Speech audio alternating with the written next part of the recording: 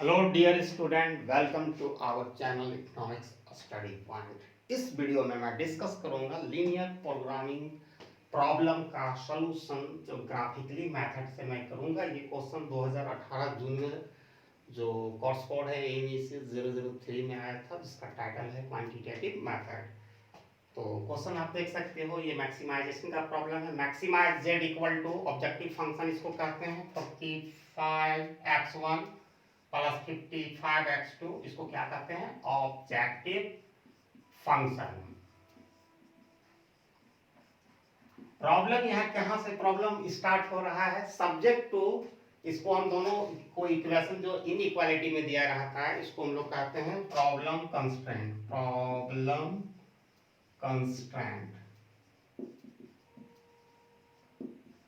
तो यहाँ पर प्रॉब्लम जो subject to 6x1 plus 4x2 minus 120 less than equal to 0 and 3x1 plus 10x2 less than equal to 180 and non-negative constant, इसको कहते हैं क्या? non-negative constant। जो non-negative constant है वो क्या दिया गया है? x1 x2, मतलब इसका है कि दोनों x1 और x2 का value greater than equal to 0। इसका मीनिंग ये है कि पहला क्वाड्रेंट में होगा, दोनों पॉजिटिव वैल्यू होगा x1 x2। लेकिन ये क्वेश्चंस का मेजर जो प्रॉब्लम आ रहा है, प्रॉब्लम कंस्ट्रेंट जो दिया गया है, उसमें कुछ प्रॉब्लम्स है। एक्चुअली प्रॉब्लम कंस्ट्रेंट में ही प्रॉब्लम इस क्वेश्चन में। ऐसे तो कोई भी बना लेते हैं हम लोगों ने, या मैंने खुद में लार्ज नंबर ऑफ वीडियो बनाया हूँ लीनियर प्रोग्रामिंग प्रॉब्लम का एग्जामिनेशन क्वेश्चन। तो यहाँ पर प्रॉब्लम ये है कि -120 आ गया। देखिए दूसरा जो प्रॉब्लम कंस्ट्रेंट है, इसमें कोई प्रॉब्लम नहीं है, ठीक है, लेकिन इसमें प्रॉब्लम है इनइक्वालिटी। तो आपको सबसे पहले प्रॉब्लम कंस्ट्रेंट को लिखते हैं, ठीक है। 6x1 plus 4x2 minus 120, ignoring the less than sign, taking only equal to sign, ये लिख दिए। अब मान के चलो इतना के बराबर ये 0 है, ठीक है। अब मान के चलो हमारा इनकम, मान लो दो बंदे हैं A और B, यहाँ समझने की कोशिश कीजिएगा। इसका एक सैलरी 1000 रुपीज है और इसका भी सैलरी 1000 रुपीज है, ठीक है, ये दोनों बंदे का। अगर हम दोनों का सैलरी इंक्रीज कर देते, दोनों को बराबर सैलरी, यहाँ पर तो बराबर AB का इनकम तो बराबर है। अगर इधर भी हम 100 रुपया इनको इंक्रीज कर देते हैं और इधर भी कर देते हैं, तो उसके बाद भी तो सैलरी जो होगा कितना होगा? 1100 होगा, और इधर भी होगा 1100, फिर भी तो सैलरी सेम ही है दोनों का, देख सकते हो। अगर वही काम हम यहाँ कर दें तो कोई गलत तो नहीं होगा। हम एडिंग बोथ साइड, हमको एलिमिनेट करना है। ये पिक्चर इस तरह, इधर सिर्फ वेरिएबल रहना चाहिए x1 x2। तो हम यहाँ पर adding of both side by 120, हम दोनों तरफ 120 ऐड कर देते हैं। कोई फर्क नहीं, इक्वलिटी में कोई फर्क नहीं पड़ेगा। जैसे मैंने इनकम से दिया, या तो सब्ट्रैक्ट भी करेंगे तो कोई फर्क नहीं पड़ेगा। लेकिन हमको यहाँ पर 120 को इसलिए 120 से हम ऐड कर रहे हैं, और वो भी प्लस से, क्योंकि यहाँ से प्लस माइनस 0 हो जाएगा। हमको यहाँ से जो नंबर है हटाना है, यहाँ वेरिएबल वाला इस LHS साइड में रहना है। तो अब ये बन गया 6x1 plus 4x2 minus 120 plus 120, क्योंकि दोनों साइड हमको जोड़ना पड़ेगा ना, इक्वेशन को बैलेंस करनी है। तो यहाँ प्लस माइनस 120 कैंसिल, तो फाइनल फिगर हमारा आ गया 6x1 plus 4x2 equal to 120। अब तो आसान बन गया, इसको मान लो इक्वेशन 1, और सेकंड को तो आराम से ऑलरेडी है, खाली इग्नोर करना है लेस देन का साइन। तो 3x1 plus 10x2 equal to 120, ये इक्वेशन 2 बन गया। ये इंपॉर्टेंट है, क्लियर हो गया। अब आसानी से आप कर सकते हैं सॉल्व, फिर भी मैं पूरा क्वेश्चन को सॉल्व कर देता हूं। कोई नया होंगे बंदे चैनल पर, उनको दिक्कत होगी।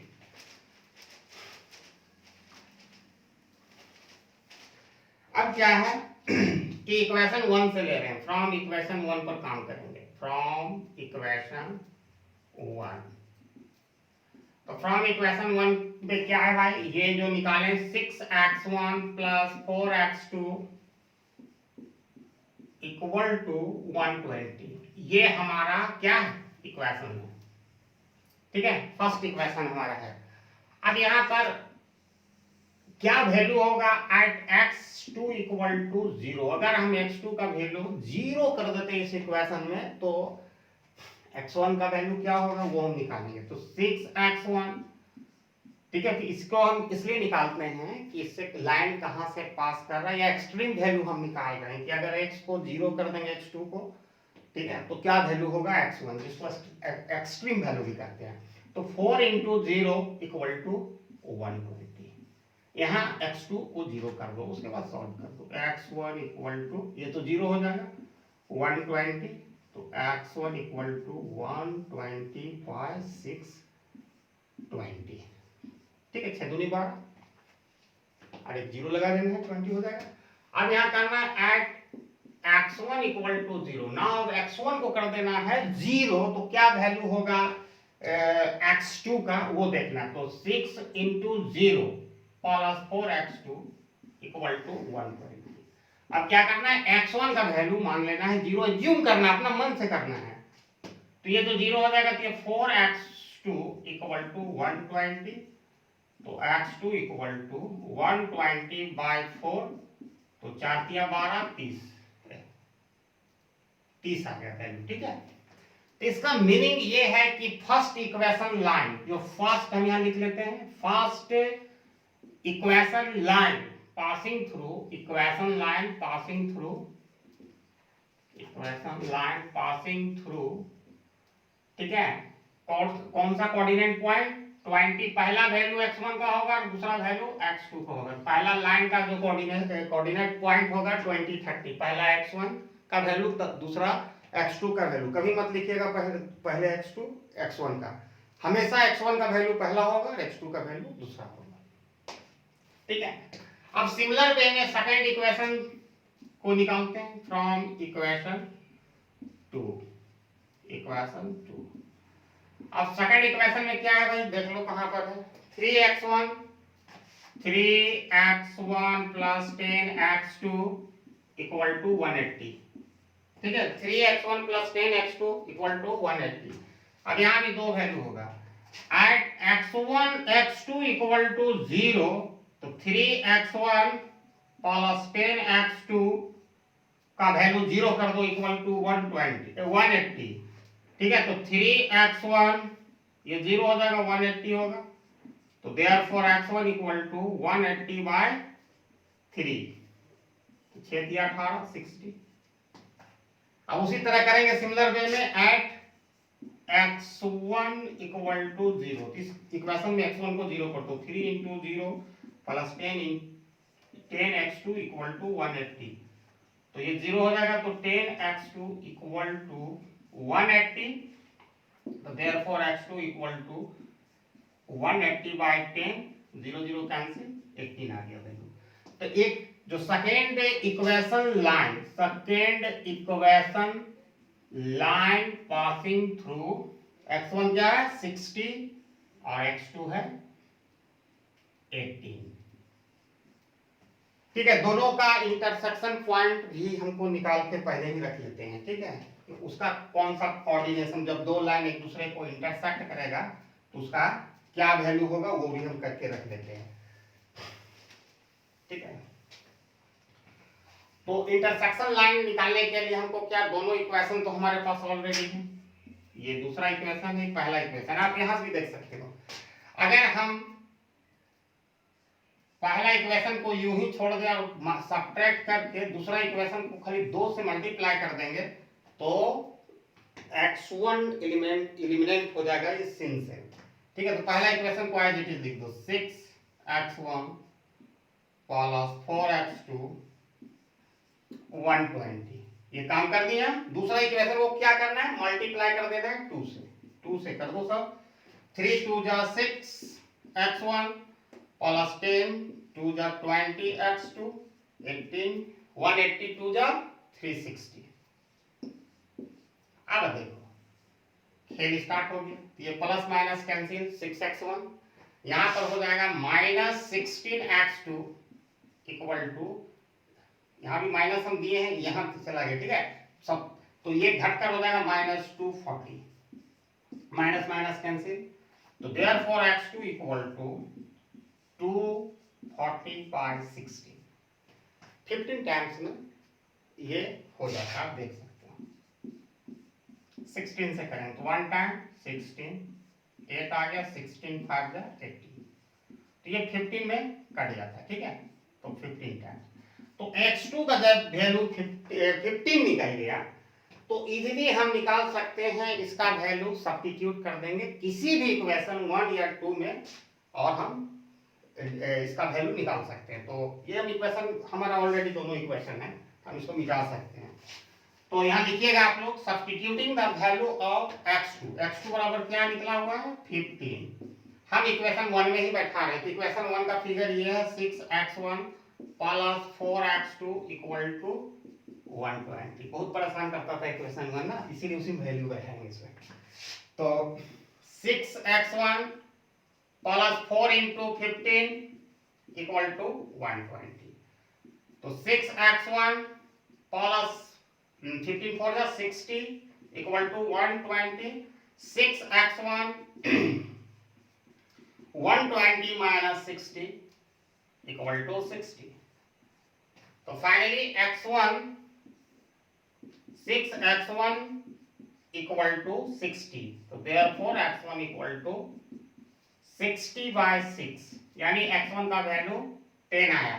तो हमारा जो इंटरसेक्शन जो पॉइंट होगा, जो दोनों लाइन एक दूसरे को काटेगा, first equation line and second equation line, उसका जो कोऑर्डिनेट पॉइंट होगा वो मैं लिख लेता हूं, इंटरसेक्शन पॉइंट। तो क्या होगा, तो पहला वैल्यू हमेशा किसका लिखना है x1 का, तो x1 का वैल्यू 10 है तो वो लिख दिए भाई, और x2 का वैल्यू क्या है 50। अब इतना सारा चीज करने के बाद हमको एक ग्राफ ड्रॉ करना पड़ेगा, तो मैं ग्राफ यहां ड्रॉ करता हूं।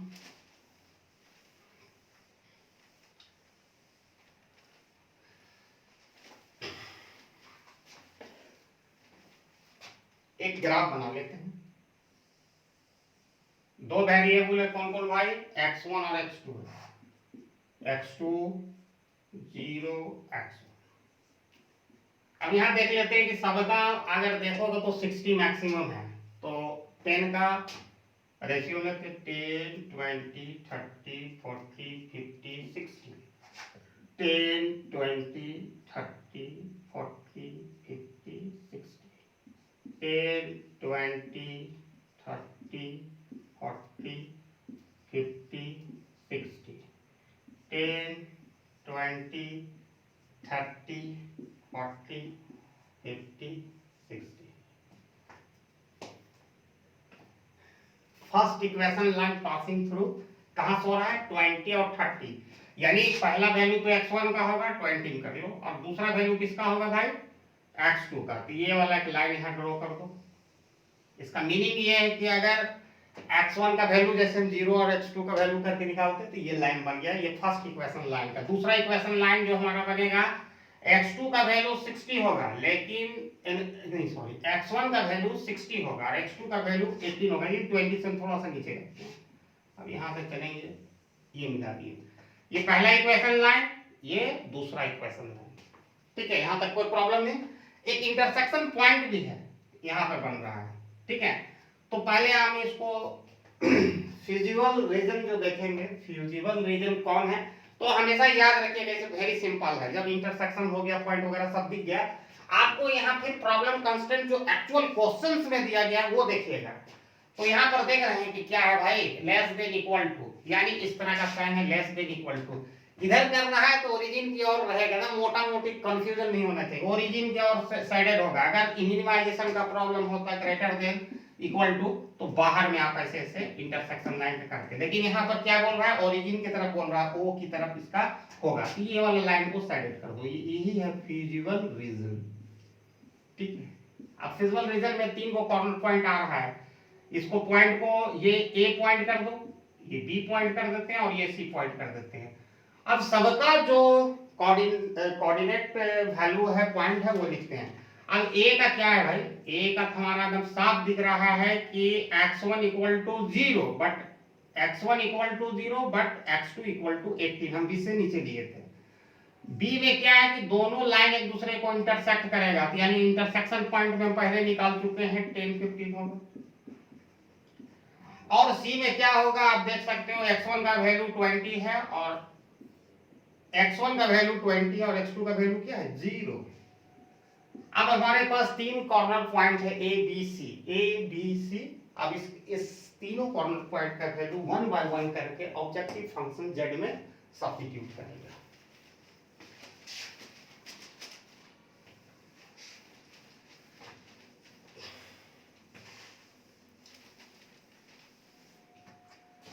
कॉर्नर पॉइंट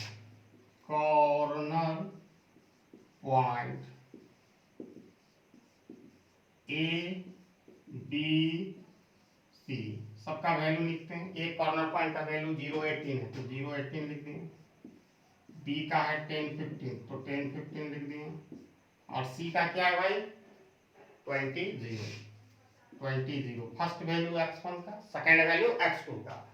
अब ऑब्जेक्टिव फंक्शन क्या है, सीधे यहां दिया गया, ये हमारा ऑब्जेक्टिव फंक्शन है। तो z equal to 45x1 plus 55x2, ठीक है। अब z में क्या है कि सारा वैल्यू पुट करते जाना है, तो यहाँ पर 45 इंटू x1 का वैल्यू क्या है 0 प्लस 55 इंटू x2 का वैल्यू 18 है। अब इसको मल्टीप्लाई करेंगे, फिर 0 हो जाएगा पहला वाला और दूसरा वाला क्या होगा वो करना पड़ेगा।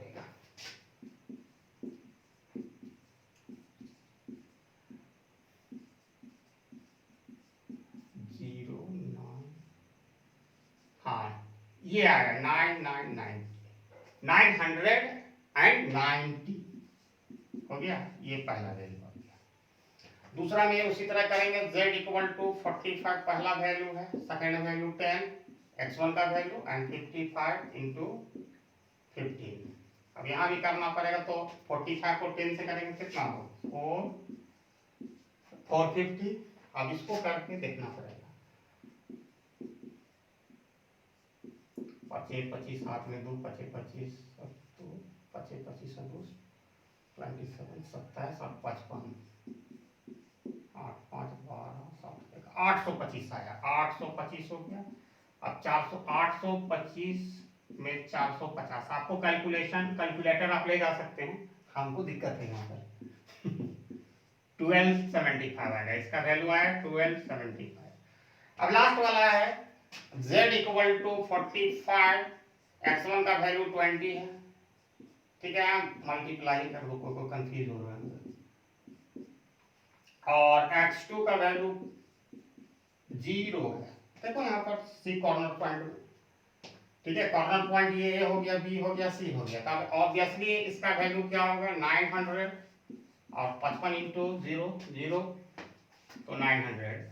प्रॉब्लम क्या था भाई, मैक्सिमाइजेशन का प्रॉब्लम था। यहाँ देखो तो तीनों में कौन सा मैक्सिमम वैल्यू है, ये मैक्सिमम वैल्यू आया, ठीक है, इसको टिक कर लो।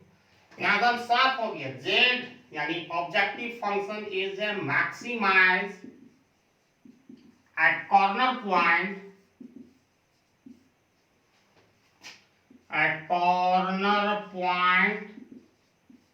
कौन सा कॉर्नर पॉइंट बी, ठीक है, z is maximize at corner point B equal to कितना वैल्यू है 1275